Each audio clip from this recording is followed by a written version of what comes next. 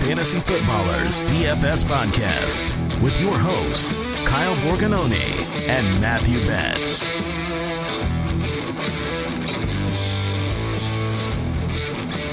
Welcome in.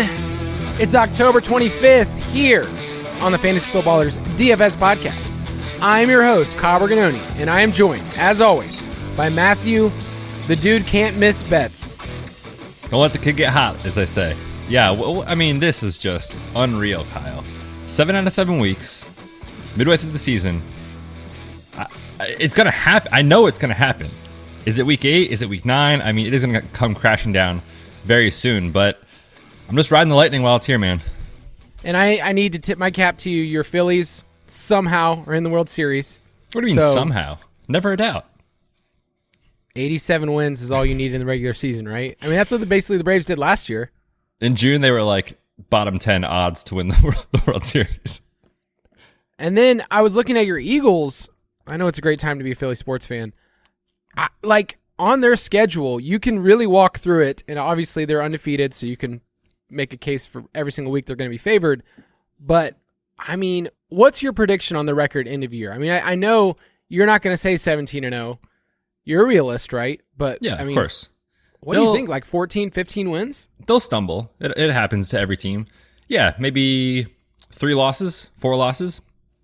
It'll happen. Dude, if I told you that at the beginning of the year, are you just running around your house with your pants off, just happy as can be? I mean, that's the normal. But yes, I'd be more happy than usual. And not to mention, people know I'm a huge Penn State fan. I'm going to the Ohio State game this weekend, by the way, if anyone's going. Give me a shout out on socials. I'll be there.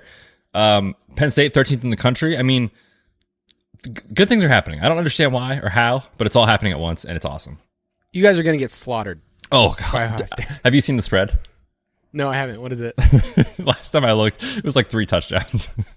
Jeez. That's way more than what I thought. We're glad you're with us. We're going to be going over the Week 8 kind of preview of the main slate, talk about our salary standouts. We'll even review what you and I had in our cash game picks this past week. But yeah, it's an exciting time around here with the footballers. Brooks, just a little sneak, behind the curtain. Brooks was just changing the set here for Spitballers, literally as we were going live, as if this podcast does not matter that much. But, I mean, that's what Brooks does what he does, right? He runs the ship. I mean, I don't question it. Brooks is the man, so he can do whatever he wants. Yeah, I mean, he can do whatever he wants. If you want to get our picks for FanDuel, for DraftKings, roster percentage report, you can get that in the DFS Pass. And Betz, did you know that we just changed the price? Did we really? I actually did not know that. Yes, Andy informed me that we're giving kind of a prorated discount since we're past the 6 and 7 week mark, where you're basically getting another 33% off. So what the heck, man? What is happening? It was already free to begin with. And by the way, when you buy the DFS Pass, it's coming straight out of Betz' account. Like, he's getting paid less and less as we keep going, despite the fact that we're giving more and more content. I know you and I don't have anything else going on in our life right now. Not a thing. But yes, you can go to dfspass.com. We slash the prices, and you can still use the promo code DFSPod to save 10%. We think that you can make your money back very, very quickly in one weekend of playing cash games and playing it the right way. Jason, this past week, I was like, Jason, you know that lineup that you give on Friday's show? You need to put that either in the Millie Maker, I know it's a cash lineup, or just put it in cash. And Jason finished 38th out of like 5,000 in a double up. So Jason, in just like casually putting in his lineup, already paid double for whatever the DFS Pass is. So you can get all of that at dfspass.com, but let's review our cash picks. Straight cash, homie. And just a little spoiler alert, Jason, Big Shimmy, will be joining you on Thursday. I'll be out of town, but yeah, you and the Big Shim, man, for Week 8, which is shaping up to be kind of a gross slate, to be honest. Yeah, but we got Big Shimmy on, so the vibes will be high. No, Jason's been on fire. If you haven't noticed from our Friday Fantasy Face-Off segment, like, he hasn't been wearing the dumb outfits because Jason's been cashing every single week. So you want to listen up to him. But Speaking of cashing, this past week, you and I had pretty good weeks, and we don't come into this segment to say, look what we did, but more just to review the process and some things we can learn. So this past week, I think the big play for us was playing Burrow. Joe Burrow went ballistic, and early on, I think you and I both knew, like, okay, this is going to be a good week for us because Joe Burrow went off for 40+. Quarterbacks was all over the map, and we said before that this was going to be a week where the field doesn't know what to do. Geno Smith ended up being the most popular cash game quarterback, and then Burrow and Lamar Jackson. But talk about the strategy between if you weren't going to play Lamar, who we liked a lot. Like, I think you and I were both shocked that Lamar only threw the ball, 16 times? Like, it wasn't a game where they needed him. But the strategy behind going to Burrow instead of Lamar. Yeah, I mean, early in the week, I was really excited about playing Lamar, and we had talked about it on Thursday. You know, it was one of those things that we were pretty clear. It's like, if Mark Andrews doesn't play, take him off your cash game list.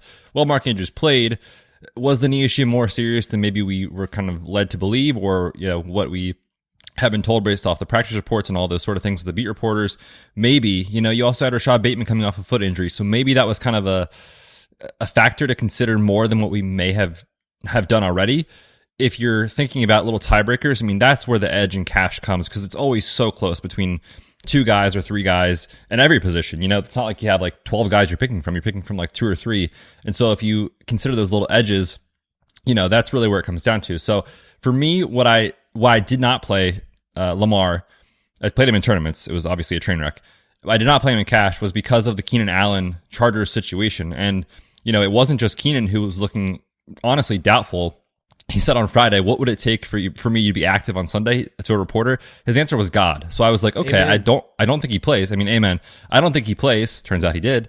And so I was like, I'm going to prioritize Austin Eckler, because it wasn't just Keenan Allen, right? It was Keenan potentially out, Josh Palmer, and Donald Parham Jr. so banged up in an incredible spot against the Seahawks, who have been giving it up to pass-catching running backs. We just saw him have 16 targets Monday Night Football the week before. So for me, at that 8K range, you know, Eckler was 8.2, 8.3, and Lamar was 8K. You couldn't fit both if you really wanted to have a good balanced lineup. So I prioritized Eckler, and that led to me coming down to Burrow. I still think Lamar had the highest ceiling on the slate, given the context, given the matchup against Cleveland, all those sort of things.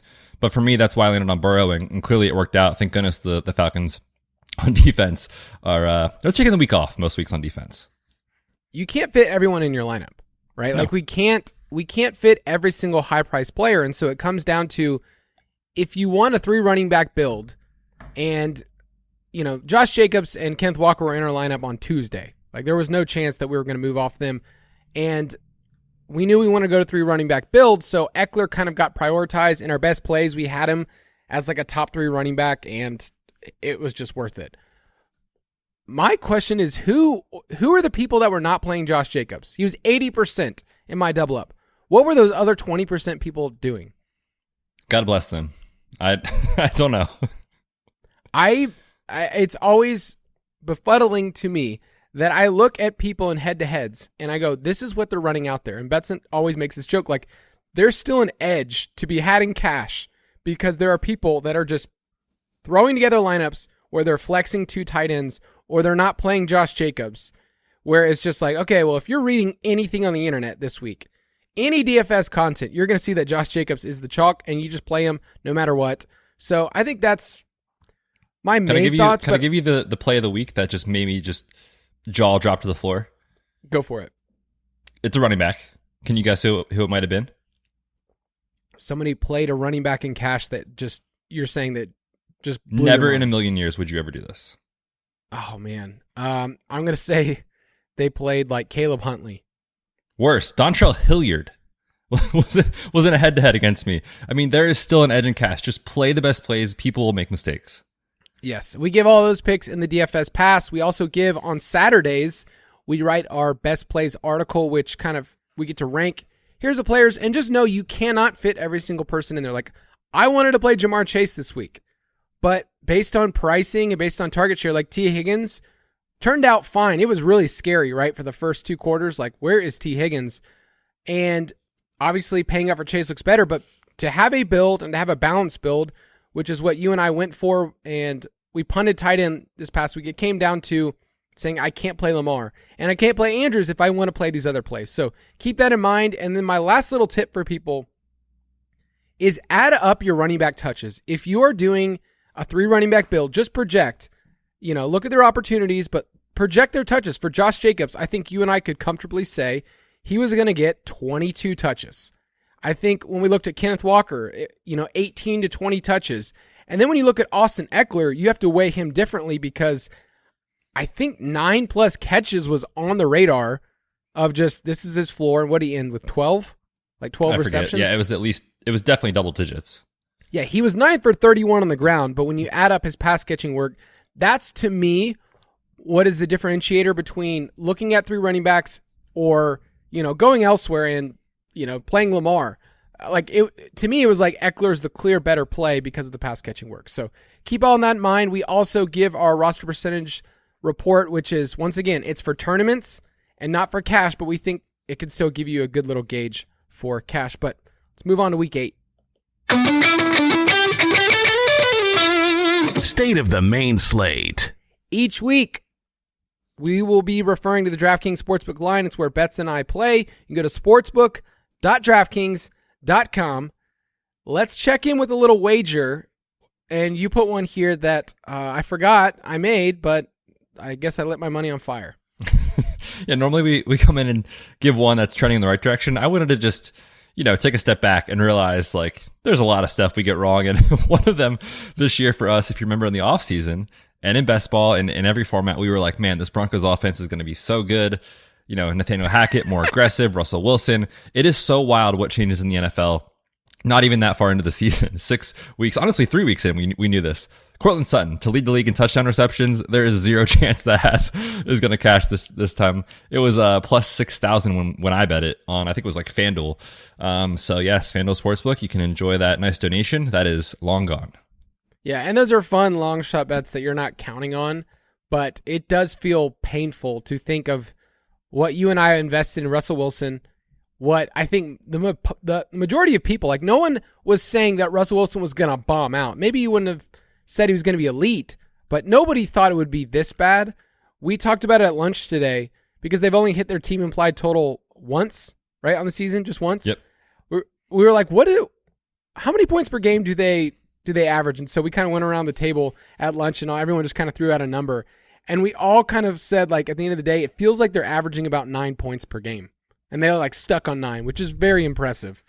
Dude, they're leading the league in total points under their team total. They're 54 points on the season underneath. That is historically so bad. So they're ranked first in that category. That's what I'm hearing. It's or dead last, however you look at it. Yeah, Cortland Sutton has been a train wreck the last 3 weeks. I'll check in on one that feels pretty good. I put in a couple of Offensive Rookie of the Year wagers, just kind of, that's usually what we do with awards. We kind of sprinkle. You and I put some on Lamar, and that's not looking great. We do have one on Offensive Player of the Year, Justin Jefferson, that still has some life. Hopefully he can come through. But Offensive Rookie of the Year, Chris Olave, he's moved up. In that market, it's interesting because with the running backs, they're just going to get so many more touches. Kenneth Walker's currently first, and then it's Dameon Pierce, and then it's Olave. And I think Olave is the clear wide receiver pick. If he's going to continue to see this type of usage, I love that one. And I'll just say it feels really great for once to tout a rookie and get it right. Because I have touted rookies in the past, Terrace Marshall, and they have just died. Just straight up punted off a bridge. But Chris Olave, I'm really excited to talk about him this year. We're going to talk about him this week, that Saints and Raiders game. But yep. Let's talk about this week and the slate context, because we have 11 games. There's 2 teams on bye, Chiefs and the Chargers, teams we usually like. But then we also have another London game, which, spoiler alert, I will not be watching that game. No. Being a West Coast person, Broncos and Jags. Does not sound like a game I want to wake up for. Woof. And then we have a bunch of teams on bye. So we only have 11 games. How does that impact the player pool this week? Yeah, I mean, same kind of story as we talked about the last couple weeks. I think we've had 11 game slates the last 2 weeks. And, it gets smaller. And a lot of the teams that we like you said, KC and the Chargers are not on the slate. And we're always talking about, Herbert stacks in, of course, every week. Mahomes stacks are in play. But then you throw in the teams that aren't on bye, that are playing, not on the main slate, and those two teams.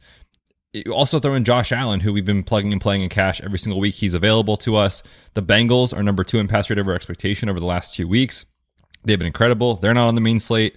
And the Bucs guys, like we're talking about, Leonard Fournette has a great play each week. And, the pass rate for Tampa, we've seen it spike in that crazy come from behind game. So like there's players that we love. And oh, by the way, Lamar Jackson is also not on this main slate. So the quarterback pool is gross. It's like Jalen Hurts at the top and then everyone else, for me and from my perspective.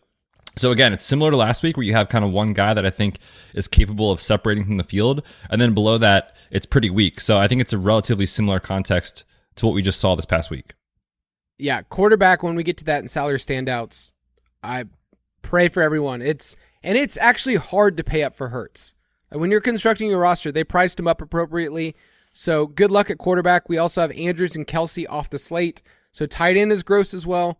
Kyle Pitts also not on the main slate because he's never on the main slate. How dare you?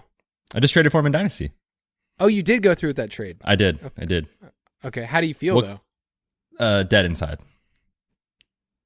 No one can tell you. No one on the planet can tell you exactly what to expect from Kyle Pitts. Not even Kyle Pitts. Doesn't know the game plan. They just, on Saturday and Sunday, they just say, oh, by the way, we're going to Xerox this to you and send it to you, and here you go, Kyle Pitts. You're not included in the game plan, buddy. Rough scene out there. For week 8, give me the games that are 50-ish, and I'm kind of cheating here. Yeah, we have to fudge it a little bit like we did last week because it is the Dolphins and Lions at 50.5. That's the only one north of 50. And then Arizona at Minnesota is getting there. It's in bet up from 47.5 to 49, which is a good trend you like to see. And then Las Vegas at New Orleans at 58.5. That is in bet up 2 points from 46.5. Those 3 games are the ones that I'm profiling in our pace of play, and they're compelling. Like, there's compelling pieces. They're also kind of affordable. Like, the most expensive pieces in that range are going to be the wide receivers. Like, it's going to be Tyreek. It's going to be Justin Jefferson. It's going to be Devontae Adams. Like, those are the guys you'll have to pay up for, but I would say this is an affordable slate for the most part. Like, you're paying up in certain spots. Derrick Henry is super expensive, especially on FanDuel, because he's in a plus matchup against the Texans. But overall, this is a slate where I think you're going to have a lot of middle-tier pieces that have value and that can spike. So keep that in mind when you're building this week. Is it a stars and scrubs week? Is it one of those where, hey, you just feel more comfortable with the wide receiver at 6K? Who are the top 5 teams in terms of team implied totals? Yeah, we actually have it on the dot, Kyle, listed slightly incorrectly because it has updated since then. The Dolphins are now number 1 at 27.5. The Eagles at 27, Vikings at 26.5, Cowboys at 26.5, and then the Raiders 25.3. So your Eagles, do you feel like this is a spot? It's a Pennsylvania battle. Is there a name for this game? Like, I feel like it needs to have one of those college names. I mean, I've heard things like Battle of the Keystone State, Battle for Pennsylvania, but nothing fancy. Keystone State? I've never heard that before. Yeah, that's what Pennsylvania is, the Keystone State. Now, what does that mean? This is testing my 4th grade history knowledge. But it's okay. I think this is probably, someone out there listening knows this better than me, but I think it was like when the 13 original colonies in the States were developed, it was in the middle and the Keystone in the middle, Keystone's holding everything up in an arch. Okay. I believe that's what it comes back to, but someone please tell me that I'm incorrect, and my 4th grade history teacher would be laughing at me right now. I remember middle school when we did Georgia state history, we were told at the time that Georgia was a buffer colony and that it was a very important thing to distance ourselves from Florida. And then you find out later it's just a place where they put prisoners. That's all Georgia was for a long time. Then they burned it to the ground. That's our history lesson for today. But Georgia's the peach state. That just sounds bright and fun. It sunny. does. And Arizona is just out here. We out here. That's what it feels like. Which game do you feel like is going to be the most popular to stack? Yeah, I'm going to list here the Dolphins and the Lions. And, it's not just because the total is the highest. It's because we've seen both defenses struggle over the course of the season. We've also have a situation where there's some really nice value plays. Raheem Mostert has been getting a lot of work. He's 5.9. And we just saw, every week, really, we've seen, but especially last week, Tony Pollard and Zeke just went crazy. So running back matchup is awesome for Raheem, and then Waddle is just so cheap at 6.7, and Amon-Ra St. Brown, it's tough to comment on him because we didn't really see him play last week because he left with a concussion, or in the concussion protocol, I should say. But we were talking about him last week. I said he's 7.1. We were talking about jamming him into our lineups at 7.7 if we could, 2-3 weeks ago before the injuries happened. So now he's below 7K. So there's just really good value, and I could see it getting steamed up, especially with the quarterback slate being pretty weak. People, I think, are going to play some Tua stacks, so it makes a lot of sense. I was looking up the pace for this game because these two teams are opposite. Like, it looks like Miami, based on their pace metrics, are slow, but their pass rate over expectation is awesome. Like, that's what we've chased. That's what we chased in week 2 when we said, hey, play the Dolphins against the Ravens, and that won a lot of people money. The Lions, on the other hand, it looks like they're super fast. Like, it looks like based on pace of play metrics, but they prefer to run the ball. And the only reason the Lions project as a fast team is because they're always trailing. I looked this up. In the second half of games, they're 31st in time of possession, behind only the Panthers, who are so bad. Like, if you want to look at pace metrics and play metrics, the Panthers are historically bad each week. But I just want to bring that up about that game. It depends on the game flow, but it could turn into a slow affair if, Detroit somehow gets up early at home. It just becomes super slow. But I think those pieces are pretty affordable, like you mentioned. Like Mostert, we'll talk about him later. I think he's going to be one of the more chalkier players. And I hope Amon-Ra is healthy. Do we know anything about his status? I mean, they came out and said he didn't actually have a concussion. For fantasy, what we need to know is that he's still in the protocol based off what happened with the on-field, clumsiness. And so right now it's kind of you treat it as usual. I think he'll progress throughout the week and probably will get cleared, but we're not sure. The team also behind him is really banged up still. I mean, DJ Chark's on IR. Jameson Williams still isn't ready, right? And if Amon-Ra doesn't play, I really think the ceiling from this game comes down quite a bit. We need DeAndre Swift to play. Oh, and yeah, by the way, and DeAndre Swift. I forgot about Swift. We need him to play for that game, I think, to truly take off. I'm going to say that the Arizona-Minnesota game is going to keep getting steamed up. It wouldn't shock me if it got near 50. There's just a lot of pieces we like. Last year, that game was 34-33. The Cardinals eked out a win. So we're not going to use that as a copy and paste, but I will go back and look at that game and see, how it actually got there. And the game was in Minnesota as well last year, so keep that in mind. All right, before we go any further, let's take a quick break.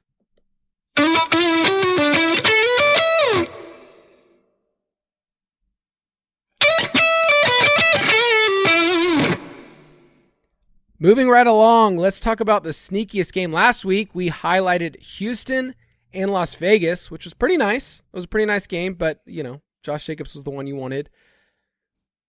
It seems like you're staying with Las Vegas here because that game's been bet up.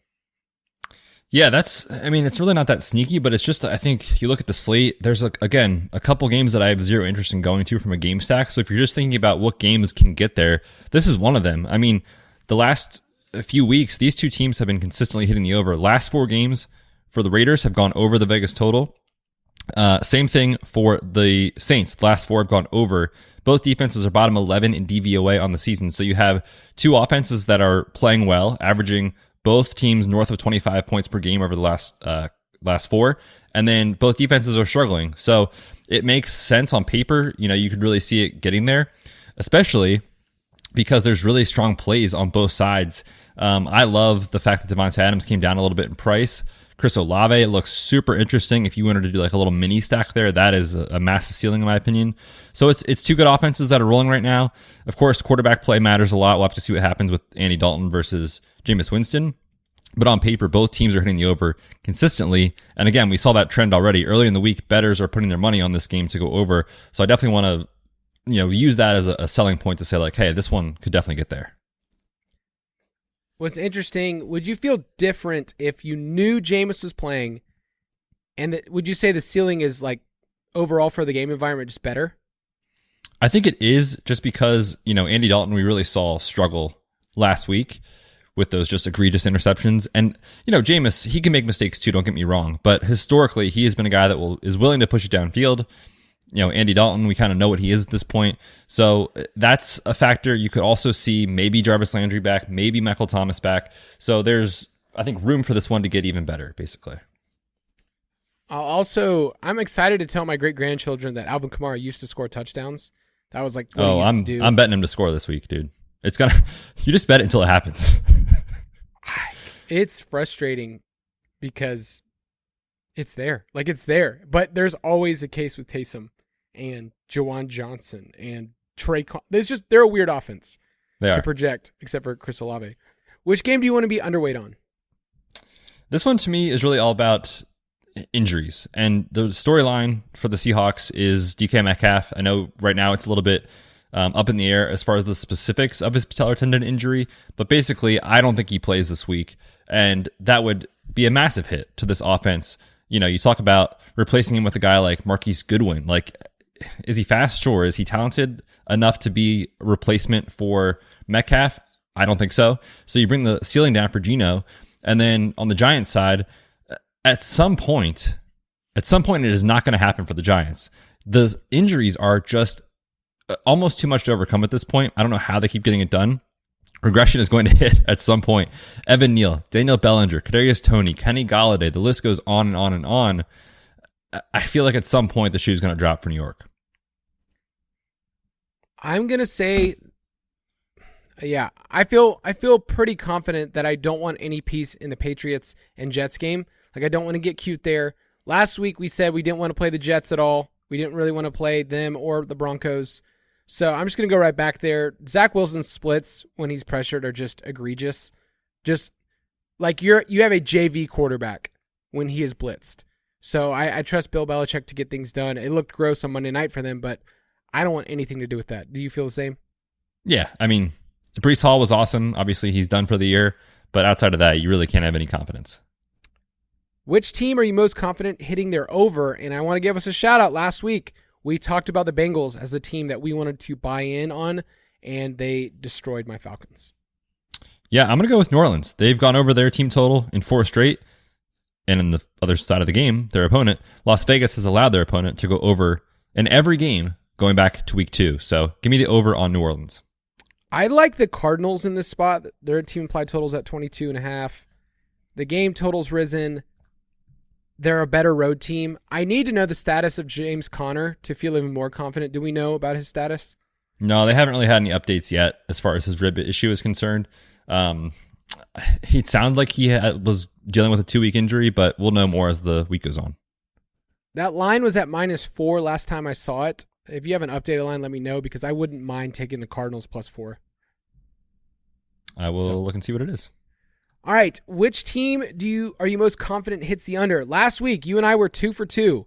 You said the Denver Broncos with your boy Brett Rippin, who is, quote, cool. And I didn't know it was going to be this bad. I said I didn't want to play Buccaneers. And, man, I did not see them scoring 3 points against the Panthers, but they were a team I wasn't confident in their under. So give me yours. Yeah, real quick, just looking back to that Cardinals game, it's -3.5 now. Okay. But yes, I mean, you just talked about it with Zach Wilson and the Jets. How do they get there? Both teams want to run the ball. There's a quarterback. I don't even know. It's not even a controversy, I don't think, but it's just what is happening in New England. Damian Harris will get more healthy. They have another back they can just give the ball to. And both teams really want to run. Since Zach Wilson took over, they are not letting him throw. Now they're down Elijah Vera Tucker for the season too. It's hard to see that team getting there. I'm going to take the Steelers. Their team implied total is around 16. I just don't want to face anybody against your Eagles, and you got to feel super great considering that. But, I mean, their defense has been top-notch. They're allowing 10 points a game. 10 points a game. That's ridiculous. You'll love to see it. Yeah. No, 10 fantasy points per game to opposing. I got that completely wrong. They're 6th best. Let me say this right. They're 6th best in terms of points scored allowed. So I would take the Steelers in the under. And other than George Pickens, is there anybody on the Steelers side that you would think about correlating with? I mean, Deontay Johnson sees the volume, but his ADOT and his yards per target is still terrible. Like, I think right now it's 5 yards per target. Maybe it's not a Big Ben issue. Maybe that's just who he is, So yeah, I mean, he'll see a bunch of Darius Slay on the perimeter, and it's just, you can't have any confidence. We know every year rookie quarterbacks don't support wide receivers, and we're seeing that again here. So yeah, I mean, I like that game because the Steelers give up a ton of production through the air. Jalen Hurts looks great. So if you want to play an Eagles stack, that makes sense. I don't think you need to bring it back with anyone. Yeah, that's an onslaught build that if you just want to take 2 or 3 Eagles and be done with it, I'm totally fine with it. I think Pickens is going to be steamed up after what people saw on Sunday night. All right, let's talk about our salary standouts. Salary standouts. I apologize to anyone this week that is looking at the quarterback list and says, ooh, maybe I'll get different from Jalen Hurts. And you can, and we'll give you some options. Just on Tuesday, it is really hard to be super confident in a play. So Jalen Hurts at 8,300 on DraftKings and 9,200 on FanDuel. Is that your strategy as of right now to pay up? I think so, but again, it's just so early in the week that we don't know. We need to see what kind of value we get. There's a couple guys we'll talk about for tight end that look like okay punts. Defense, we're always punting. And then wide receiver, right now, there's some decent mid-range options. And so I think that build will make sense as the week goes on. But, right now, like I said, I think it's Jalen Hurts head and shoulders above everyone else. So if you want to pay up for him and prioritize it, I don't hate it. Kyler's kind of the next quarterback up, and I like him in tournaments. I like him on FanDuel at 8,200. I think he can be a difference maker. I think other than Hurts, he's the only one that you're saying, like, okay, he can get there. So I want to mention Kyler. What's your temperature check on Daniel Jones? We're getting a floor. He's rushing the ball at least 8 times a game. So thoughts on that for a pretty affordable amount, $5,700 on DraftKings, in a great matchup against the Seahawks? Yeah, the matchup on paper is awesome against Seattle. The rushing is there, like you said, 8+ rush attempts a game. So he's a guy that I think makes sense because he can rip off big plays, but he can also give you a solid floor with just the rushing alone. I still have major concerns, like I said, in general about New York, with just he doesn't have playmakers. And Daniel Bellinger was actually starting to become a legit weapon for him. Now he doesn't have him. So it's like Wandale and no one else. So can he get there and rip off a huge play and be a big difference maker at quarterback because of the rushing? Absolutely. Is the floor going to be there because of the rushing? I think so. But I think the most likely range of outcomes is like he gets you 17 DraftKings points. He doesn't get you 35. Is it also a chance that if you just want to feel alive on Sunday, if you just want to remind yourself that you are living and you want to raise your blood pressure, Daniel Jones is the play? Yeah, if you go into this week and you play him, which I'm not saying don't, I'm just saying if you do not watch the game. Do not watch the game because your heart rate will be through the roof. What if I want to take this a step further? What if you wanted to play your boy Sam Ehlinger at 4K for the Colts? Is there even like a percentage chance? Yeah. Are you somewhat tempted because of that price? No. Not even a second. Come on. 4K. That is insane. I truthfully didn't even know that was possible for quarterback. Okay. So that, obviously they left him down there because of when their pricing came out. You need 12.5 points. You need 14 points. And you would be a happy person with the savings you could get from Sam Ehlinger. So I just want to throw it out there. I can't do it. He does run the ball. So there is at least something there. And then they put out this quote today. I don't know if you saw this, but they said, here's the game plan with Sam Ehlinger because it's a different playbook because he can run and Ryan doesn't. And the quote was that they're going to give more nakeds, more boots. Hey, I know. That's what they said. So I said, okay, well, this is the news. More nakeds. Is that a good thing or a bad thing? We'll find out this week. So those are our quarterback plays for the week. I also don't mind Kirk Cousins. He's fine. You could stack him in tournaments. At running back this week, if you're going to pay up for Hurts, I feel like with the 3 running back build, we can't just jam in everyone like we did last week. So what's your early lean at the running back position? Yeah, I mean, I think Ken Walker is still really good value because they're moving his price up each week, but it's not really enough to catch up to the workload he's seeing and how productive he's been. Last 2 weeks, 24 opportunities and 23 opportunities, 69 and 73% of the snaps, and he's running routes. So he really is a guy that I think should be priced north of 7K for what he has been doing. And again, you have DK Metcalf likely out. So does he become even more of a focal point in the offense? I think so. So early in the week, Ken Walker is just not expensive enough. He's still a really good value. Yeah, I was looking at my cash lineup early. Ken Walker, the Giants are allowing the highest yards per carry. On the other side of the ball, Saquon faces a Seahawks team that's given up the most total rushing yards. So we usually say don't play two running backs in the same game.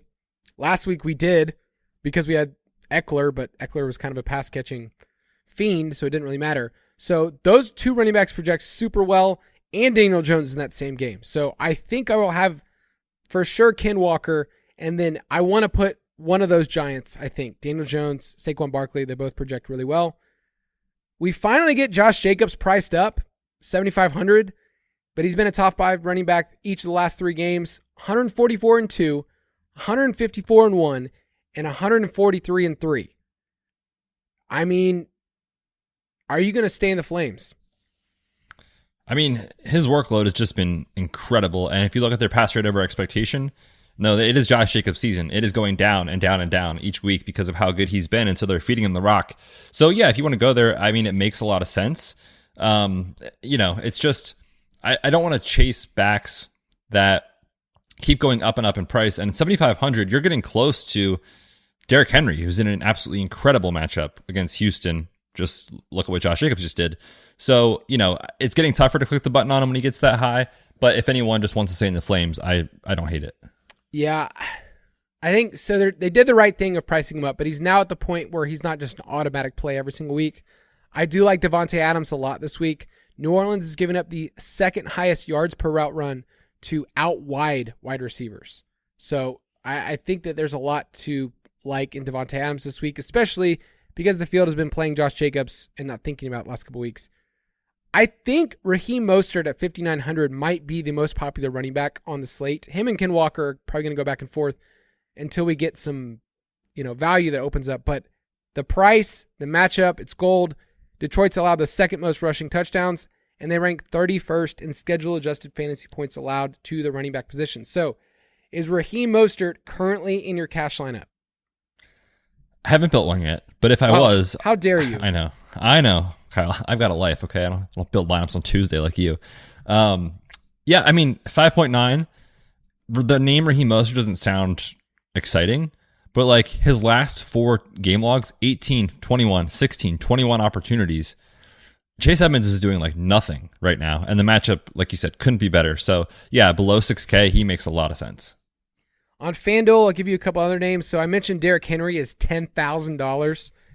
FanDuel is really good at pricing people up when they have a really good matchup. And this is the matchup against the Texans, who are dead last against running backs. And everything. Yes. Keep in mind, I do want to mention this. I love, these are some of my favorite little stats. The Texans did beat the Titans last year. Like, don't forget, the number 1 seed in the AFC, they beat them. They're at home. I'm just saying, like, don't count it out, but play Derrick Henry. Do you think Henry will be popular this week? On DraftKings, he definitely will be, for sure. It's tough to pay $10K for a player on FanDuel, even though their pricing is relatively soft compared to DraftKings. But yes, I think he will be very popular this week. Dalvin Cook at 8,200. I feel like he's lost in the shuffle on FanDuel. I think that's one that you can look at. Miles Sanders, priced up on both sites, but he's getting opportunities. Did you know he's averaging 20 opportunities per game? I would never have guessed that, truthfully. Yeah, over 80 rushing yards. And the Steelers, we've kind of been attacking them with running backs for over a year now. They've been a run funnel. So you can go there if you want. Any other running backs you want to mention? I mean, I'm going to mention Darrell Henderson against 49ers. He's cheap, and maybe they'll keep, spreading out the workload. But I need to mention him just because Cam Akers is probably off the team soon. Yes, and even if he is on the team, I don't think he sees a touch or is even active. So yeah, I mean, he makes sense because, again, he's in that price range where it's pretty exciting because there's not a lot of value right now. But that said, we still saw 2 weeks ago before their bye week, they had, who was it, Ronnie Rivers or whoever it was in running back? Your boy Ronnie. Yeah, your boy Ronnie was coming in to take carries away. So Darrell Henderson's role is not as elite as maybe we think it is. Personally, that's what my feeling is. And again, San Francisco, it's an awful matchup. So I'm not inclined to go there in cash. If you want to say the Rams get on track out of the bye week and get going in tournament, fine. But I'm not having him in my pool right now early in the week. Fun fact about your boy Ronnie Rivers. I bought Houston, my son, some football cards this past weekend, and Ronnie Rivers was in the pack of all Let's people. Go. Let's go. I think he was drafted by the Cardinals and then like practice squad or, anyway. Ronnie Rivers, but the way this NFL season he's going to be someone we're going to talk about in week 17 for DFS probably. Oh, guaranteed. That's how the season is gone. So yes, absolutely. At wide receiver, CeeDee Lamb, I think you can go right back to him. He's $200 more expensive on DraftKings, but the target share is still there, and the matchup against Chicago still is great. I think he should be priced up a little bit more, and I think they'll open up the playbook. We saw their pass rate over expectation at least trend in a better way than it had been the last couple of weeks, so I think CeeDee Lamb highest since week 1 for pass rate. What are we going to do with the Cowboys? Because they're going to project well, and yet their outcomes are just kind of meh for fantasy every single week. Well, I think they can be better. I mean, with Dak, I talked about this on the Injury Blitz. I talked about this on the main show. I said, look, there's outs for Dak to not have a great game just because it's his first game back with a thumb. And he said afterwards, it felt pretty good, but yeah, it's a little sore. So each week, his thumb is going to feel better. We saw the pass rate climb way above what it was when he was out. And now you have Zeke dealing with a knee injury. There's not a lot of headlines about this. Zeke, he could have ended his season if his foot was planted on the ground the way he got hit. That knee injury he had is going to feel worse today, tomorrow, Thursday. As the week goes on, it'll swell and get probably more sore. So there's an outside chance Zeke is either limited or doesn't play. And if that's the case, you could really see the efficiency boost for Dallas. So I don't mind taking shots on Dallas builds, especially because Michael Gallup was a sexy, trendy GPP play. Literally, team all cardio last week, nothing, 0 points. So I like going back to Dallas this week.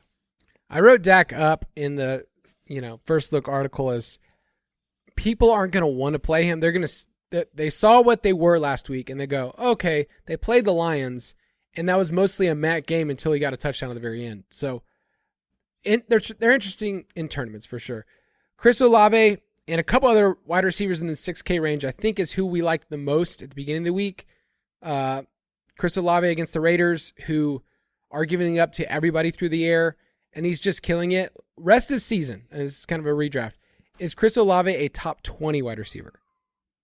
Oh, I thought you were going to go top 12. Easy top 20. Easy, okay. I think so. Top 15?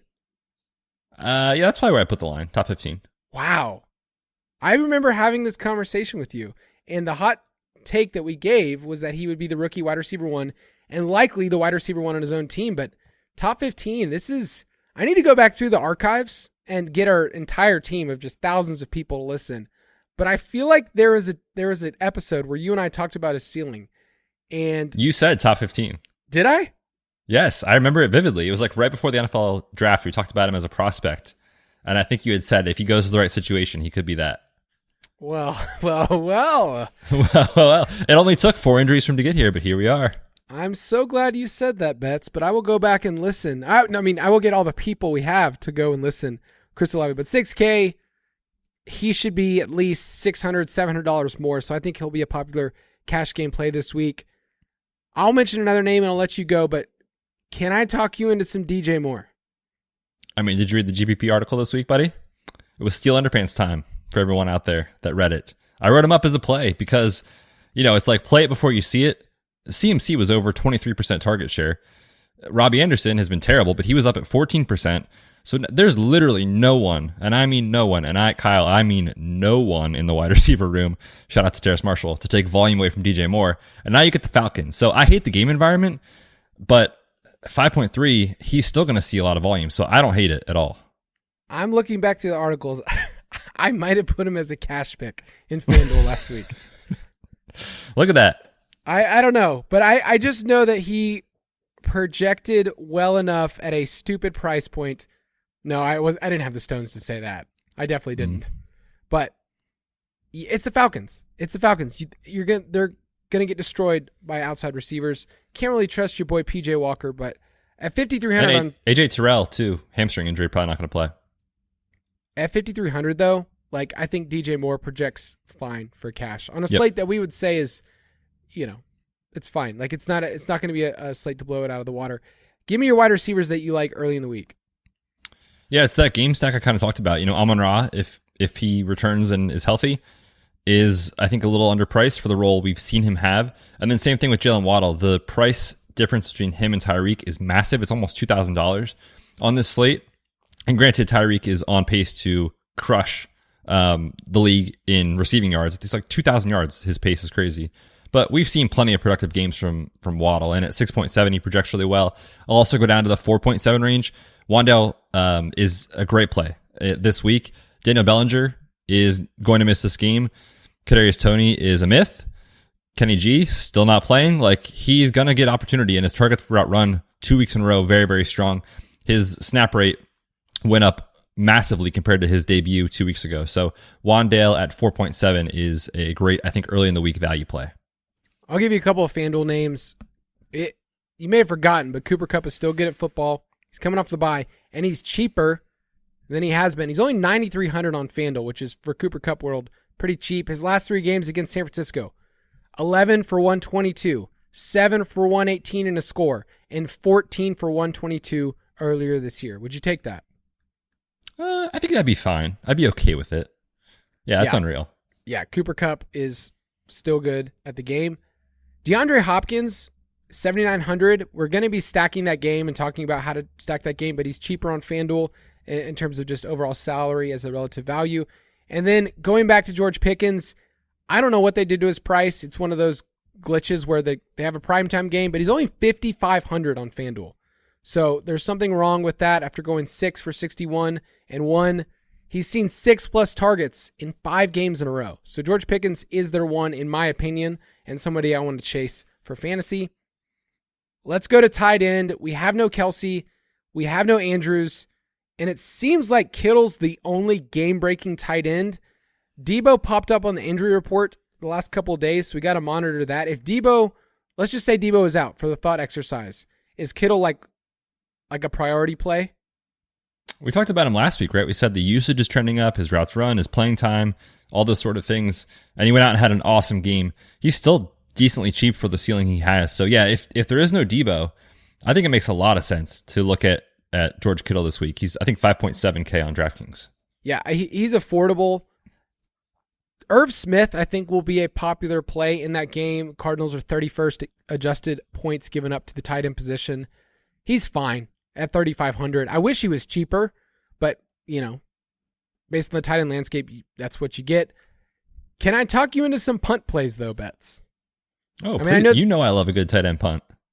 I'm serious. I think this might be the best part of fantasy and best part of DFS is executing a punt play, which I think it was like a year or two ago I wrote an article about executing the punt play in DFS, and man, nothing feels better than finding a 3K person or a 2.5 tight end like Greg D, and just it hits. So, oh yeah, here are the names this week. At 3.2, we both like Juwan Johnson. What if I told you over the last 2 weeks he has the second most routes run at the tight end position, Betz?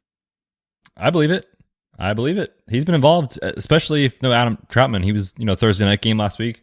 Troutman was out. So if there's still no Michael Thomas, still no Troutman, Juwan is going to be out there a ton. Yeah, he's interesting. And then what about Chris Myrick? Who the heck is that? I was waiting for that. Chris Myrick. Chris Myrick is your boy. So apologies to his mother. I don't know who that is. Chris Myrick is the backup tight end for the Giants. And okay, cool. Yeah.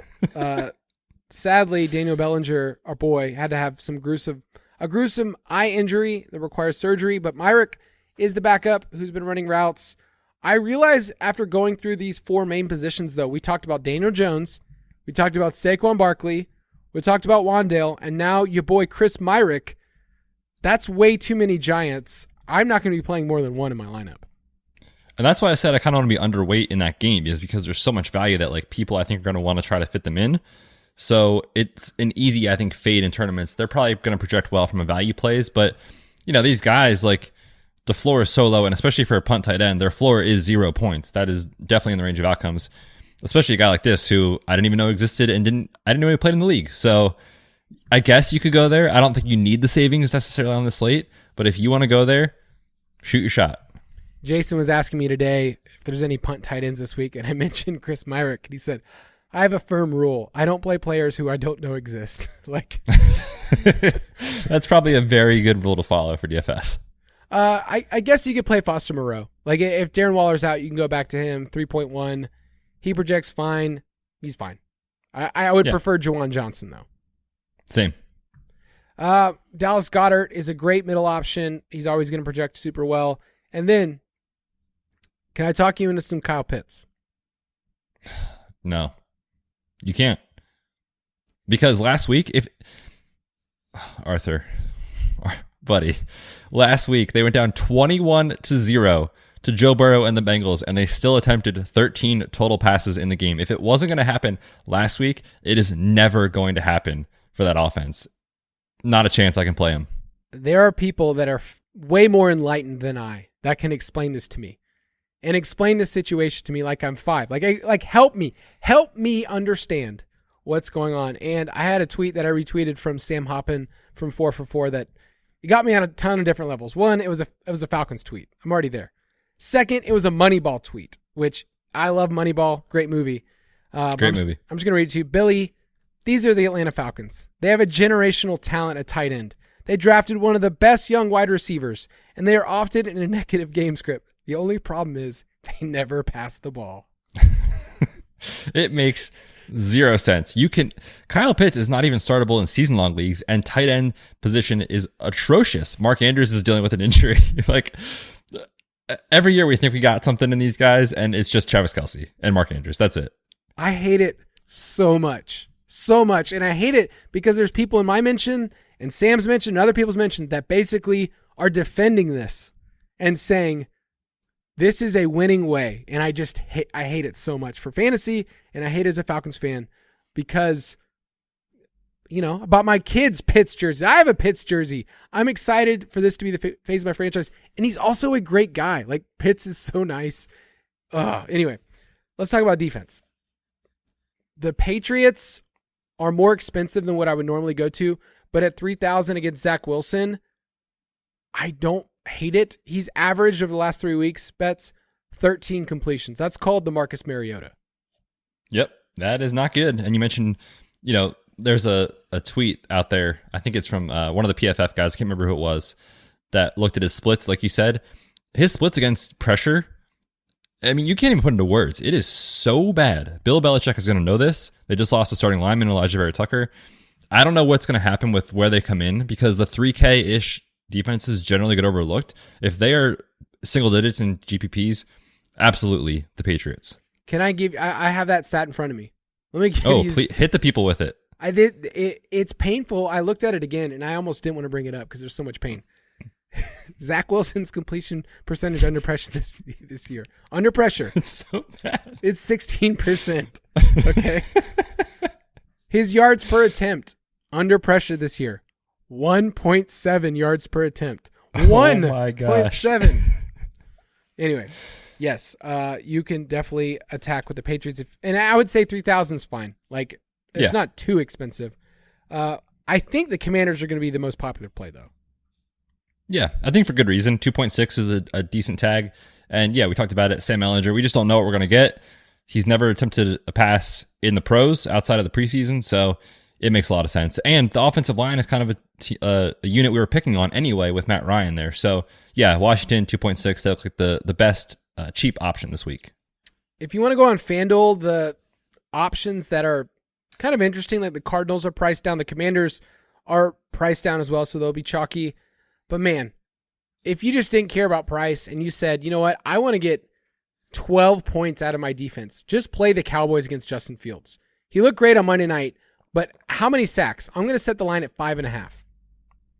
That's probably pretty fair because I think most games the lines are set around like 4.5, so it would definitely be higher. Yeah, I think Michael Parsons goes off here. That would make a lot of sense. I would take the over at 5.5. Yeah, Justin Fields leads the league in sack rate. It's ridiculous. But I think the Commanders is going to be the overwhelming cheap play. And we would say, don't get cute. Just save the money. Go down there. It's totally fine. If you want to play with us, You can go to ballersdfs.com, play with us in our DraftKings League, Fantasy Footballers DFS Borg plus Betz. Enter a contest that we have for you. We would love to play with you. And maybe this Thursday, when you and Jason record, you guys can tease a little big shimmy contest. I feel like that's what the people want. They want to bully Jason. And Jason is a big dude. Take his lunch money, people. That's what we want. We want you to make him sad. Take his lunch money. You know, people think Jason's just like, he's just a big guy. Jason is athletic. Jason can move. I believe around. that. He's got some like MMA like background. Like he played basketball. Like Jason can move. So if you're thinking about bullying Jason in the DK lobby, be ready. Like he packs a punch. We would all say if there was one person that could beat up everybody in the office, it's Jason. And that's the best thing that you could talk about in your office, right? With HR. It's like, yeah, exactly. Which of my bosses can beat me up? What a time. I know. He just said, as long as you just run away. He won't want to run after you. It's totally fine. But yes, go to ballersdfs.com if you want to play with us. Betz, sign us off. I would be happy to. What a show. This was fun. A really interesting slate. I'm excited to talk about it on Thursday and for you guys on Friday with the big shimmy. Kyle is traveling for the week, so Kyle, wish you well. We'll catch you next week. Listeners, we'll see you on Friday. Have a great week. Until next time.